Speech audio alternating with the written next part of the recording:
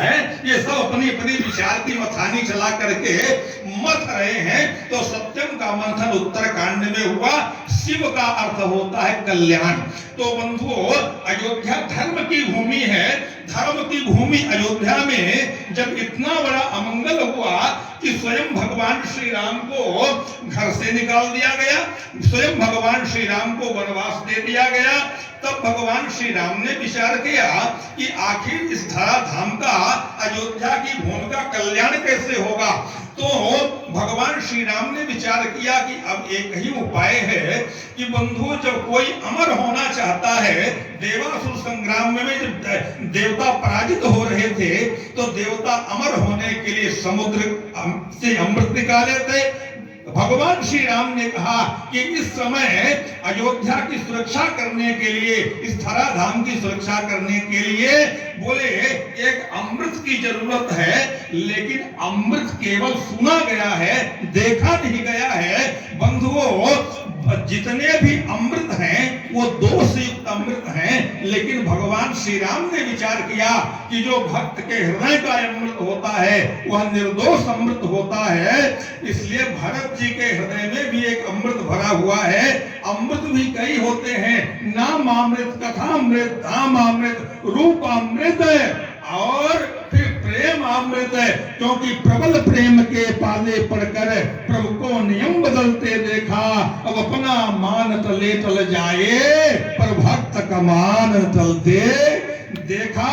भगवान श्री राम ने देख लिया कि भरत के हृदय में प्रेम है और ये प्रेम प्रकट नहीं हो रहा है। इसलिए भगवान श्री राम ने कहा कि भरत रूपी समुद्र का जो मंथन है वो और कोई नहीं बंधुओं, भरत रूपी समुद्र का मंथन स्वयं भगवान श्री राम कर रहे हैं। इसलिए गोस्वामी जी ने कहा कि प्रेम अमीय मंदर विरह भरत पयोधि गंभीर अमति प्रगट्यो सुर साधु हित कृपा सिंधुर घुबीर। भरत के हृदय में जो दिव्य प्रेम है वही मानो अमृत है। भर प्रेम अमीय मंदर विरह, और जो श्री राम और भरत के बीच में विरह है वही मानो मंदराचल है। 14 वर्ष की अवधि जो है वही मानो मथानी है। और तो पूछा गया मथने वाला कौन है, तो बोले मथने वाला जो है सुंदरम के मंथन में कामदेव मथानी चला रहा है।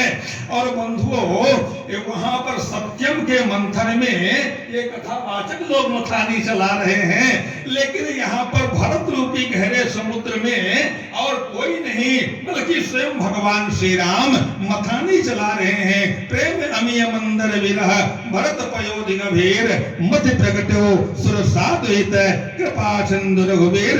ऐसे श्री भरत जी और भगवान श्री सीताराम जी के चरणों में अपनी वाक पुष्पांजलि समर्पित करते हुए ये विचार का जो अमृत है, कथा का जो अमृत है, महाराज श्री के लेखनी के माध्यम से, वाणी के माध्यम से जो हम लोगों को प्राप्त हुआ है।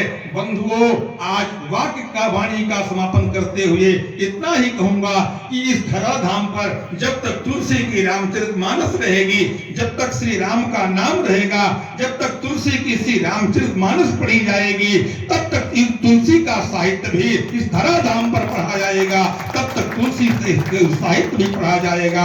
इसलिए आप सभी के प्रति बहुत बहुत मंगल कामना करते हुए, बहुत बहुत साधुवाद देते हुए श्री हनुमान जी महाराज और श्री सद्गुरुदेव भगवान के चरणों में कोटसा दंडवत प्रणाम करते हुए श्री राम जय राम जय जय राम, श्री राम जय राम जय जय राम, श्री राम जय राम जय जय राम, श्री राम जय राम जय जय राम, श्री राम जय राम जय जय राम, श्री राम जय राम जय जय राम। बोले जो ध्यान